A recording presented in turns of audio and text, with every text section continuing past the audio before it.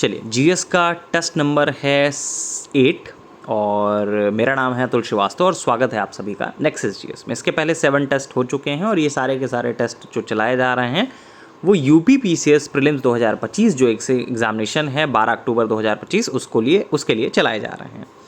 चलिए, पहला क्वेश्चन है, भारत में पोलो खेल का प्रचलन किसके द्वारा हुआ था? तो भारत में पोलो खेल का जो प्रचलन हुआ था वो तुर्कों ने किया था और कुतुबुद्दीन ऐबक की पोलो खेलते समय ही मृत्यु हुई थी। तो भारत में पोलो खेल का प्रचलन किसके द्वारा किया गया था? तुर्कों के द्वारा किया गया था। अगला क्वेश्चन है, कुतुबुद्दीन ऐबक की मृत्यु किस खेल को खेलते समय हुई थी? तो पोलो खेलते समय हुई थी।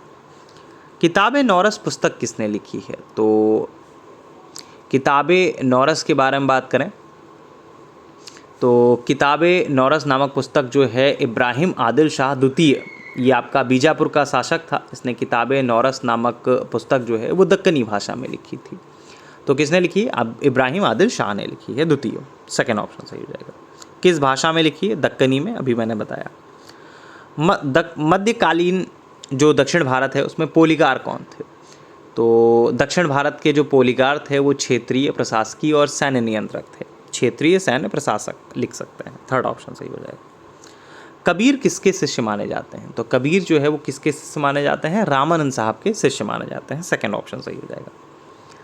चैतन्य महाप्रभु किस संप्रदाय से रिलेटेड थे? तो चैतन्य महाप्रभु जो है वो आपका वैष्णव संप्रदाय से संबंधित थे। किससे संबंधित थे? वैष्णव संप्रदाय से संबंधित थे। शेर शाह ने कृषकों की सहायता हेतु कौन सी प्रणाली प्रारंभ की थी? तो कृषकों की सहायता के लिए मध्यकालीन भारत के जो शासक थे शेर शाह, इन्होंने पट्टा और कबूलियत की व्यवस्था जो है वो प्रारंभ की थी। तो किसकी थी? पट्टा और कबूलियत की व्यवस्था।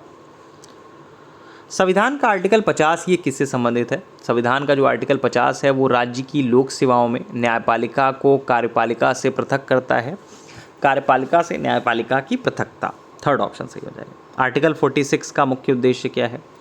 आर्टिकल जो 46 है उसका मुख्य उद्देश्य है अनुसूचित जातियों तथा अनुसूचित जनजातियों के शैक्षणिक तथा आर्थिक हितों की अभिवृद्धि। क्या है?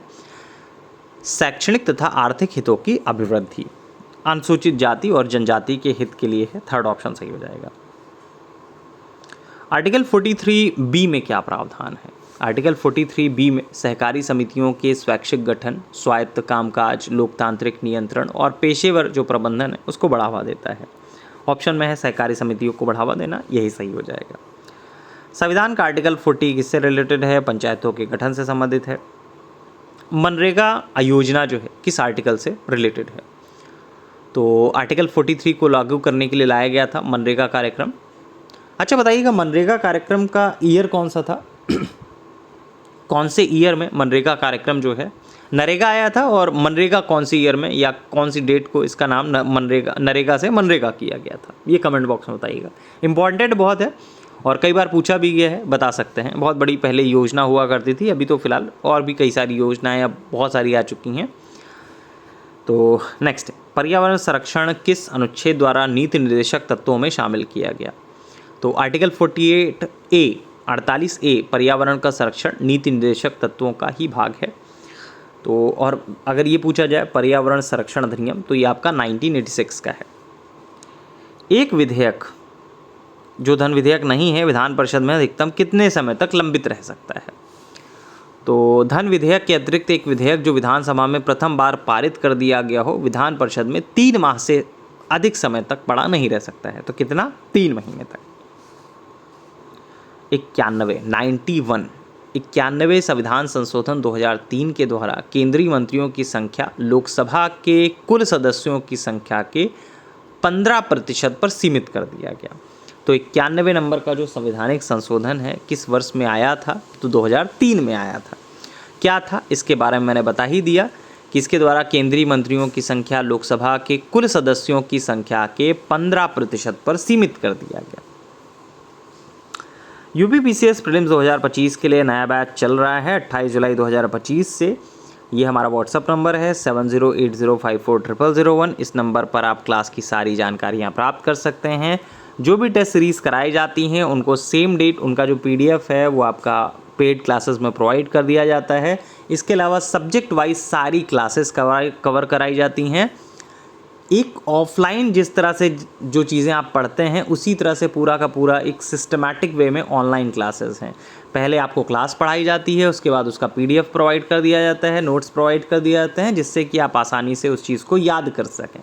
ठीक है, और हमारा जो मुख्य कार्य है किताबों का सारांश आपको प्रोवाइड करना, टू द पॉइंट आपके एग्जामिनेशन में क्या चीज़ें पूछी जा सकती हैं वो चीज़ें आपको प्रोवाइड करना, ये हमारा मुख्य कार्य है। इसी वजह से बैक टू बैक हमारे क्लास से सिलेक्शंस होते रहे हैं। ये नेक्सस जीएस जो है वो 2015 से चल रही है, 2015 से चल रही है। अगर आपको हमारा टेलीग्राम चैनल ज्वाइन करना है तो nexus GS bye Atul sir, 20,000 plus बच्चे इसमें इनरोल्ड हैं पहले से ही, आप ज्वाइन कर सकते हैं। इसमें भी बहुत सारी PDF जो है वो आपको प्रोवाइड की जाती हैं, जिससे कि आप आसानी से पढ़ सकें उसको। तो बहुत सारी चीज़ें जो हैं वो फेसबुक पे अपलोड की जाती हैं, उसका PDF जो है नेक्सस जीएस के इस टेलीग्राम चैनल पर अपलोड कर दिया जाता है। चलिए अगले क्वेश्चन पे आ जाते हैं। राज्यों में मंत्रिपरिषद की न्यूनतम संख्या कितनी हो सकती है? तो राज्यों में मंत्रिपरिषद की जो न्यूनतम संख्या हो सकती है वो कितनी हो सकती है? तो मंत्रियों की जो न्यूनतम संख्या हो सकती है वो 12 हो सकती है। तो राज्यों में मुख्यमंत्री सहित मंत्रिपरिषद में मंत्रियों की जो न्यूनतम संख्या हो सकती है वो कितनी हो सकती है? 12 हो सकती है। कावेरी जल विवाद किन राज्यों के बीच में है? तो कावेरी नदी जल विवाद में तमिलनाडु, कर्नाटका, केरल व पुडुचेरी जो है वो आपका आता है। थर्ड ऑप्शन सही हो जाएगा। फर्न पौधों की विशेषता क्या है? जो फर्न पौधे होते हैं एक संवहनी पौधा होता है, ये पौधे जो हैं वो बीज रहित होते हैं और इन पौधों में फूल नहीं लगते हैं, तो संवहनी होते हैं परंतु बीज रहित होते हैं। थर्ड ऑप्शन जो है वो सही हो जाएगा। पश्चिमी भारत की काली मिट्टी किससे बनी है? तो पश्चिमी भारत की जो काली मिट्टी है उसका निर्माण लावा से हुआ है और इसीलिए इसे लावा मिट्टी भी कहते हैं।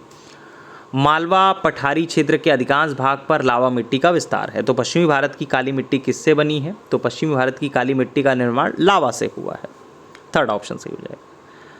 बैंगनी रंग की तरंगों की विशेषता क्या है? तो बैंगनी रंग की तरंगों का, बैंगनी रंग का जो तरंग दैर्ध्य है सबसे कम होता है तथा आवृत्ति जो है वो सबसे अधिक होती है, जबकि लाल रंग का तरंग दैर्ध्य सबसे कम होता है, लाल रंग का जो तरंग दैर्ध्य है वो सबसे अधिक होता है तथा आवृत्ति न्यूनतम होती है। तो बैंगनी रंग की तरंगों की विशेषता क्या होती है? बैंगनी रंग का तरंग दैर्ध्य सबसे कम है, तो सबसे कम तरंग दैर्ध्य। ठीक है। निकट दृष्टि दोष के लिए कौन सा लेंस उपयोग किया जाता है? तो निकट दृष्टि दोष दूर करने के लिए नतोदर, अवतल या अपसारी लेंस का प्रयोग किया जाता है। तो देखिए यहाँ पे उत्तल लेंस है, अवतल लेंस है, द्विवर्क लेंस है, बेलनाकार लेंस है, 4 ऑप्शंस दिए गए हैं। मैंने आपको क्या बताया कि नतोदर जो है निकट दृष्टि दोष दूर करने के लिए नतोदर, अवतल या अपसारी लेंस। तो यहाँ पे अवतल लेंस ऑप्शन में है तो अवतल लेंस सही हो जाएगा। नतोदर अगर ऑप्शन में होता तो ऑप्शन नतोदर सही हो जाता, अपसारी होता तो अपसारी सही हो जाता।